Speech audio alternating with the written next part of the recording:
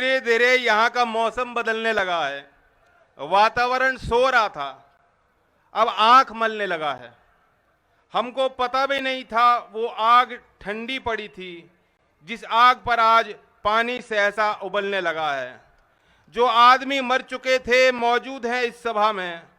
हर एक सच कल्पना से आगे निकलने लगा है। ये घोषणा हो चुकी है, मेला लगेगा यहाँ पर। हर आदमी घर पहुंचकर कपड़े बदलने लगा है। बातें बहुत हो रही हैं हमारे तुम्हारे विषय में।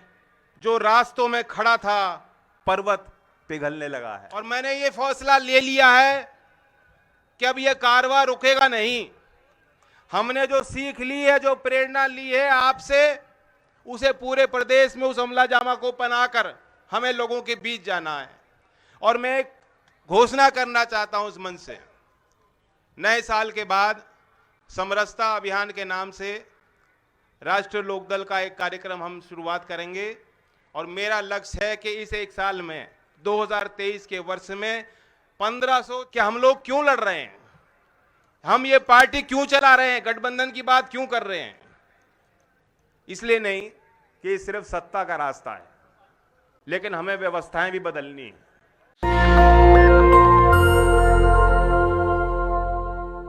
खतौली की बहादुर जनता को मैं सलाम करता हूं।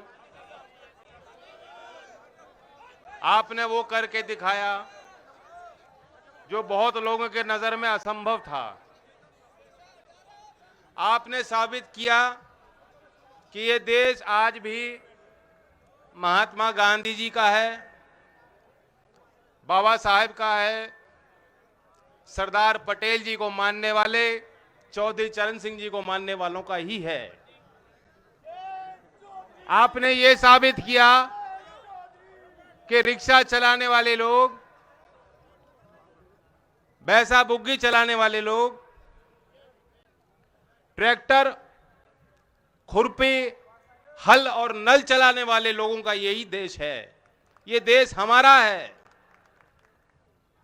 आप इस देश के मालिक हो और जब आप तय कर दोगे तो आपके फैसले के आगे कोई ताकत नहीं बचती। इन्होंने आज के भाईचारा जिंदाबाद कार्यक्रम को लेकर भी इनको कुछ दिक्कत थी। सुनने में तो आया, रोकने की भी कोशिश की। सरकार के ये लोग अभी तक आपको समझ ही नहीं पाए। आप हमें छेड़ो मत, हो सकता खुद ही रुक जाए। और टोकोगे रोकोगे तो किसी के रुकने से ना रुकें। जैसे मदन ने कहा, बात अंगारे की कौन ख्याल रखेगा, बात तो चिंगारी की है। वो चिंगारी जिंदा है।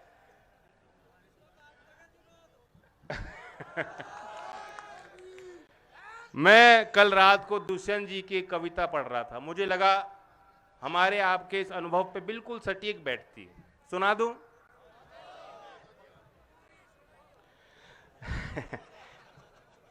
फिर धीरे धीरे यहाँ का मौसम बदलने लगा है। वातावरण सो रहा था, अब आंख मलने लगा है। हमको पता भी नहीं था वो आग ठंडी पड़ी थी जिस आग पर आज पानी सहसा उबलने लगा है। जो आदमी मर चुके थे मौजूद हैं इस सभा में। हर एक सच कल्पना से आगे निकलने लगा है। ये घोषणा हो चुकी है, मेला लगेगा यहाँ पर। हर आदमी घर पहुंचकर कपड़े बदलने लगा है। बातें बहुत हो रही हैं हमारे तुम्हारे विषय में। जो रास्तों में खड़ा था पर्वत पिघलने लगा है।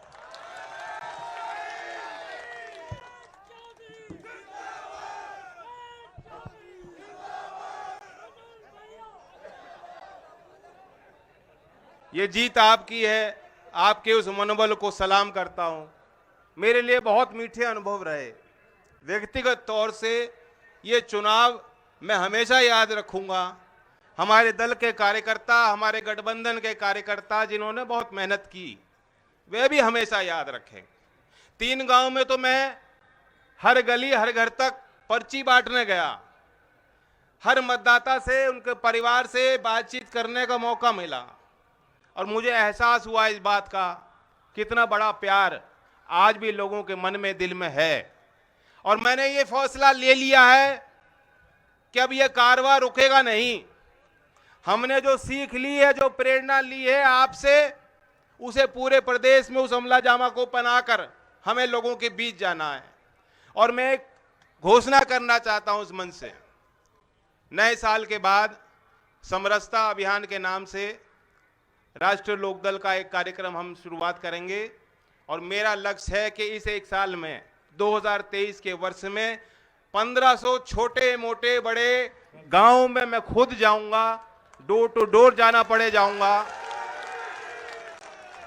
हर तीसरे दिन में कार्यक्रम होंगे और हर दिन 10 से 15 गांव में बैठक होंगी, जहां आपको भी अपनी बात रखने का अवसर मिलेगा।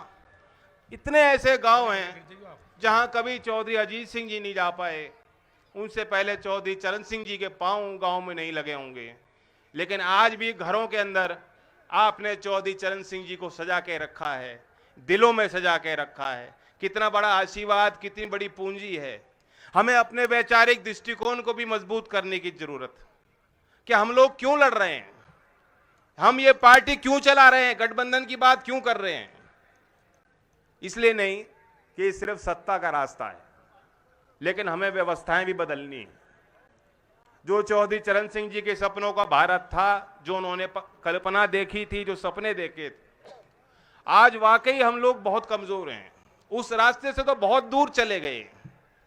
ये देश में किसानों की हालत, किसानों की दुर्दशा किसी से छुपी नहीं है। उत्तर प्रदेश में इन्होंने 2019 के बाद आंकड़े छापने बंद कर दिए, लेकिन जो सरकारी एनएसओ की आखिरी रिपोर्ट थी उसके अनुसार उत्तर प्रदेश के औसतन किसान परिवार की सालाना इनकम आय 8,061 रुपए, 8,061 रुपए मासिक आय है। माफ कीजिएगा, साधारण सामान्य किसान परिवार की, एक आदमी के नहीं, पूरे परिवार की। अब 8,000 रुपए में कैसे वो गुजारा कर रहा है, कैसे खर्चे कैसे मीट कर पा रहा है। और ये तो आपकी रोज की जिंदगी है।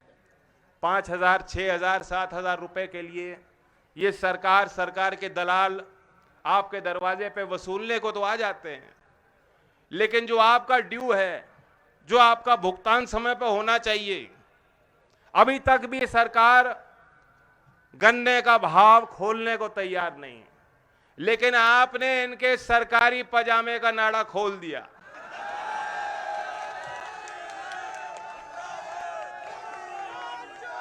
अब वो बात अलग है कि बाबा जी तो पजामा पहनते ही नहीं। आपने पोल खोल दी है। सब लोग समझ चुके हैं, दूर तक समझ चुके हैं, किसान समझ चुका है। 5 साल में 35 रुपए बढ़ाने वाली सरकार कतई भी गन्ने का अच्छा भाव किसानों को, आप 25 मान लो, अच्छा भाव बढ़ा के देना नहीं चाहती। इनकी मंशा साफ हो गई। तो आप गांठ बांध लो। खतौली में तो ऐसा मौका आपको मिला है जो दूसरे क्षेत्र में जनता को नहीं मिला।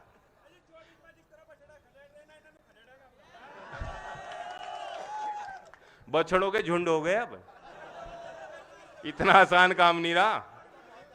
ये इनके झुंड यहां भी आए थे, आपने यहां से तो खदेड़ दिए।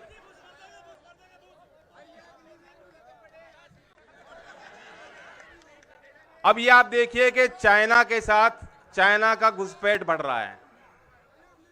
सरकार कोई जवाब देने को तैयार नहीं। सोमवार का दिन सदन चालू था, कोई खलल नहीं थी, सामान्य चर्चा दोनों सदन में हो रही थी। मैं भी राज्यसभा में बैठा था, हम लोगों को जानकारी नहीं थी, लेकिन मीडिया वालों ने जब बताया कि इस तरह से हमले हो रहे हैं, मुकाबला हमारे सैनिक कर रहे हैं, सरकार की जिम्मेदारी बनती थी कि जब सदन का सत्र चालू था तो देश की उस पंचायत में, उस पवित्र जगह पे, उस सदन में उनको जवाब देना चाहिए था। पहले जानकारी सदन को मिलनी चाहिए। राजनाथ सिंह जी जवाब देते हैं कि सदन की छुट्टी थी, इसलिए जो घटना फ्राइडे की थी हम ट्यूसडे को बता रहे हैं, मंगलवार को बता रहे हैं। ये कोई बहाना नहीं। हम देश की सुरक्षा के साथ कोई समझौता नहीं कर सकते। हमारे बच्चे वहां तैनात हैं। मैं मांग इस मन से अपनी करता हूं, बार बार हम कह रहे हैं, फिर दोहराता हूं कि अगर हमें अपने देश के दुश्मनों से मुकाबला करना है, जो हमारे पड़ोसी राज्य से रिश्ते अच्छे नहीं हैं आज और बिगड़ेंगे आगे, और तो वो चुनौती है। अगर मुकाबला करना है तो देश के सैनिक को आप ताकत दीजिए। आज देश के सैनिक के लिए जो एक विश्वास और एक आस्था थी लोगों के मन में, जो हमारे गांव के बच्चे चाहते थे कि हमें वो नौकरी मिल जाए, वो वर्दी मिल जाए, उस वर्दी को पहनकर हम अपने खून को बहाने का काम करेंगे, कुर्बानी देने के तैयार हैं, शहादत देने के लिए तैयार हैं, उस भावना को उन्होंने ठेस पहुंचाई है। मैं मांग करता हूं, जो लोग आज ये कहते हैं कि चीन पे सवाल मत पूछो, मैं उनको जवाब देना चाहता हूं कि हम सैनिकों के हितों की बात कर रहे हैं। अग्निवीर योजना को रद्द कर दीजिए। ये योजना हमें पसंद नहीं है। देश के नौजवानों को ये गले से उतर नहीं रही योजना, किसी ने मांगी नहीं, कोई समझ नहीं पा रहा। हम चाहते हैं पक्की स्थायी नौकरी आर्मी में मिले। हम चाहते हैं हर सैनिक को, उसके परिवार को उचित सम्मान मिले, उनको पेंशन मिले। जो सरकार ये कहती है कि सैनिक को पेंशन देने के लिए हमारे पास पैसे नहीं हैं, वो देश के नए पार्लियामेंट पे पैसा क्यों खर्च करती है? 5 साल में 3,500 करोड़ रुपए अपने प्रचार में, एडवर्टीजमेंट में खर्च क्यों करती है? मोदी जी के लिए 2-2 नए हवाई जहाज क्यों खरीदती है? ये मैं सवाल उनसे पूछना चाहता हूं।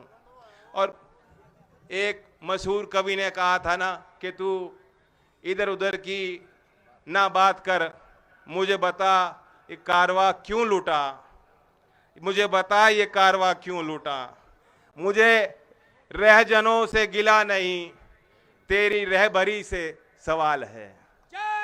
तो मोदी जी अब ये कपड़ों की बात कर रहे हैं कि फलाने अभिनेता ने किस रंग के कपड़े पहने हैं।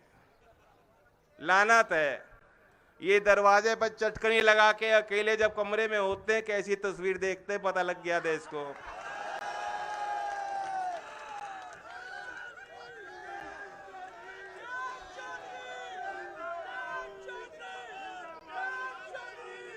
तो इधर उधर की बात ना करो, समय पे नौकरी दो नौजवानों को, समय पे किसानों को भाव दो। जो हमारे मजदूर भाई मजदूरी मांगते हैं, नरेगा योजना ठप पड़ी है, सरकार उसका बजट में कटौती करती है, उस योजना को बढ़ाया जाए। शहरी क्षेत्र में जो लोग मजदूरी मांगते हैं उनके लिए योजना बनाई जाए। हमारे गांव में पेंशन बंद हो गई, हमारे शिक्षण संस्थान से जुड़े बच्चे बता देंगे स्कॉलरशिप बंद पड़ी हैं। अभी मौलाना आजाद फेलोशिप के नाम पे विज्ञान के क्षेत्र में जो हमारे माइनॉरिटी के बच्चे पढ़ रहे थे, उस योजना को सरकार ने बंद कर दिया, कैंची चला दी। तमाम ऐसी बातें हैं, ऐसे मुद्दे हैं जिनको लेकर हम अब से लेकर 2024 तक जनता के बीच रहेंगे। मैं धन्यवाद देता हूं कि आपने जिस तरह से जो प्यार दिया और चुनाव बाद भी पूरा दबाव सहन किया।